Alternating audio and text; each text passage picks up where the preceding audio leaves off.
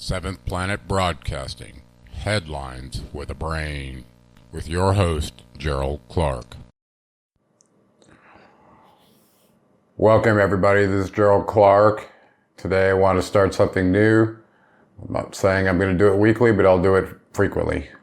I'm going to do Headlines with a Brain. This is episode 1, August 22nd, 2019. The title of this episode is Israel's Blackmail Agent Epstein exposes the New World Order Babylonian Talmud, God Marduk's Dark Agenda. Welcome to Seventh Planet Broadcasting, Headline of a Voice. I'm your host, Gerald Clark. As an introduction, I want to offer a broad perspective on world events through that filter that includes real ancient history and our relationship as a species to the Anunnaki race that, given the evidence in the Sumer records, shares our genetic material, and we are their unwitting hybrid meat modem slaves fooled by our skewed perception prisons that have us living unconscious, material-chasing red chakra lives. That said, many of you are aware of my books that include the Anunnaki of Nibiru, published in 2013, and the Seventh Planet Mercury Rising, released in 2015. So expect to see my author perspective applied to news events, chosen to connect the dots for the audience. If you have not read my books, it would help those that are already confused by my unbridled communication style, so we'd be on the same page. Strap in, because this news format might break your Godspell of the Matrix and land you in the arena of life, outside the Matrix hologram illusion. Like the old TV series Dragnet, Sergeant Friday used to say, "Just the facts, ma'am. Expect that from me." Let's get started with one of the most important stories to go mainstream in some time. The case involves the notorious foul-spirited human that goes by the label Jeffrey Epstein from Israel.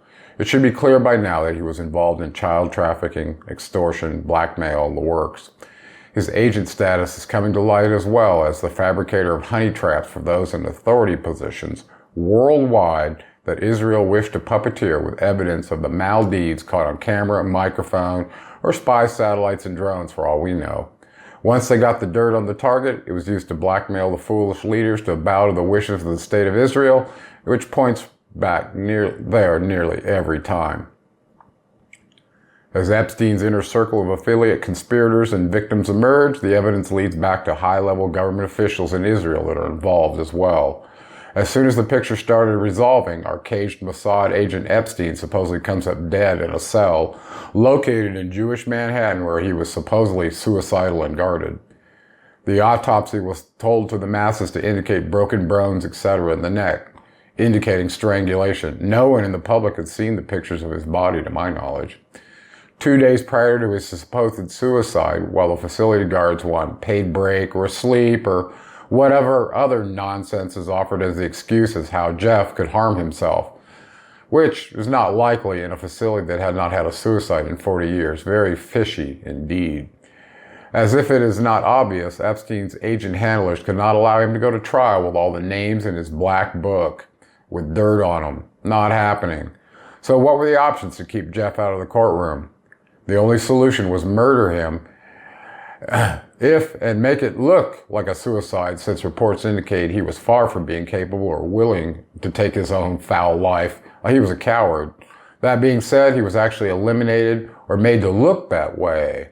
Only Michael Baden, the Jew-appointed cover agent who performed the autopsy, was it faked?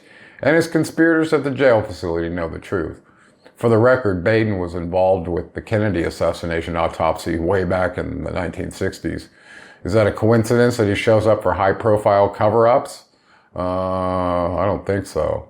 Once Jeffrey had his finances protected, which he was somehow able to do, in prison 2 days before the supposed suicide on August 10th, placing over $500 million into a protected trust, what we term a golden parachute, and out he goes.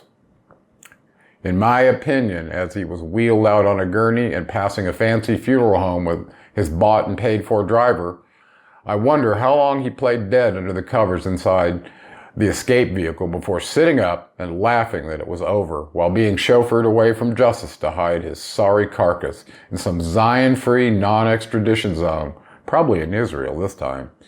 With his natural Joker face, plastic surgery will serve him well unless he decide now that he is out of the public eye, and a quiet death is in order to prevent future debacles bringing attention to Marduk's Israeli puppet masters.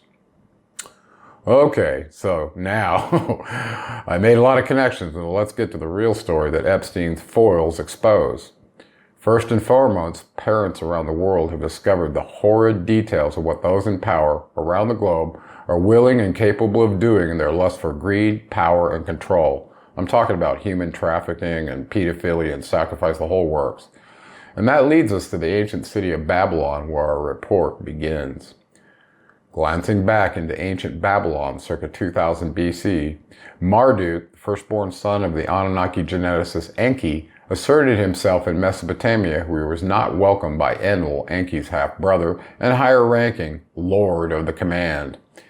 Enlil's forces were defeated in battle against Marduk after many skirmishes. The wars with the kings of the East were biblical, and you can read about them now that you know the players were in the war, Jerusalem and Enlil Yahweh against Babylon and Moloch Marduk, as history records it. So, for those of you that want to read further on that, read The Wars of Gods and Man by Zechariah Sitchin. It goes into detail on these skirmishes between Marduk and Enlil that were a reference in the Bible as well. According to the Numa Elish, Marduk became Lord of the Earth with Anunnaki Council rank of 50. This was circa 2000 BCE.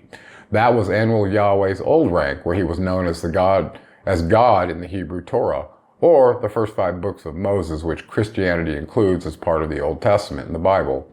While all those with any skills with Jerusalem were being held captive in Babylon by Marduk, they were exposed to the religious writings of the priests of Marduk. Today, we term the documents the Babylonian Talmud. This doctrine is racist, elitist, and despicable, as it allows those children by Marduk to impose any misdeed imaginable onto the non-member races, what they term the Goyim. I encourage the honest to look into the Babylonian Talmud teachings if you have the stomach for it. Child sexual abuse is not only permitted, but the more deviant it is, the better.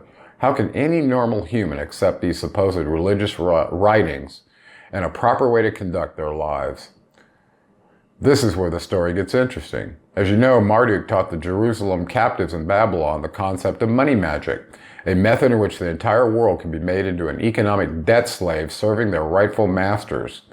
Thus, Marduk taught the Jews how to be bankers and print money from their private facilities while pretending to be part of the government of any country chosen to control. Jacob Rothschild is a high-level member of the Marduk money magicians worth over 500 trillion. How many countries could you buy with that kind of money, and to what extent could you influence the simulator with false flag events to keep steering the debt slaves toward more wealth for their masters unknowingly?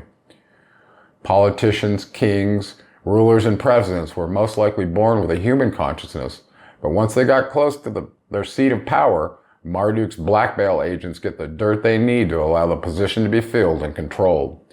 Simply puppets. They willingly or unknowingly participate in mock rituals, mimicking child sacrifice to the dark statue of Moloch, Marduk, subjugating their human spirit for an alien implant of the ancient serpent race foul variety.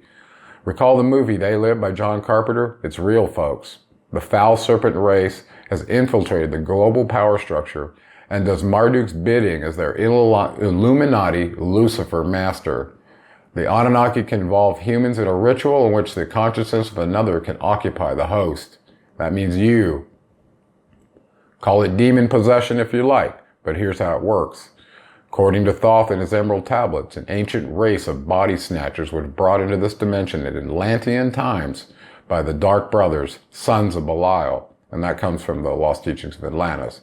These reptilian entities can occupy a human host, and where blood and the rites are said or spoken, they find a willing human participant at the likes of Bohemian Grove, for instance, affront Moloch Marduk statues with rites and symbolic or real blood present, and jump into the meat modems. It's a requirement, people. It's no wonder they keep Bohemian Grove from public view, as the serpent race that Marduk controls and his alliance for world domination have obvious fruits of their spirit we normal humans recognize as sheer evil. devoid of a connection to the creator of all that we all recognize. We're talking pedophilia, sacrifice, cannibalism, spirit cooking, and other lower dimensional debauchery that someone like Epstein used to trick young girls to be sexual targets, 3 different ones sometimes per day. What kind of energy is occupying that foul spirit? Now you know that this single Marduk Mossad agent Epstein, when following the facts, leads right back to Marduk and his Babylonian Talmud, that is the predominant book used in Zion's dark, subjugate relationship with their god Marduk. Marduk in Babylonian times promised the captive Jews world dominion, and the rest of us Goyim would serve as foul agents of debt enslaving money magic. I don't know about you, but I vote for peer-to-peer Bitcoin-style blockchain transactions without Marduk's money magic banksters filled with a foul spirit predicating whether the bank transfer is allowed, while siphoning off a parasitic fee for their non-service to humanity. I'm all out of bubblegum here, folks. The solution is to end the banking and money system as we know it, and we'll talk more about that later. Well, for today, this has been News with a Brain, brought to you by 7 Planet Broadcasting and our sponsor, Gravity Body Academy and Artistic Vegan. This has been Gerald Clark. Like, subscribe, and join my premier content channel at geraldclark77.vhx.tv, and I'll see you all next time. Structure is function is energy. Get your chakras aligned today with gravitybodyacademy.com.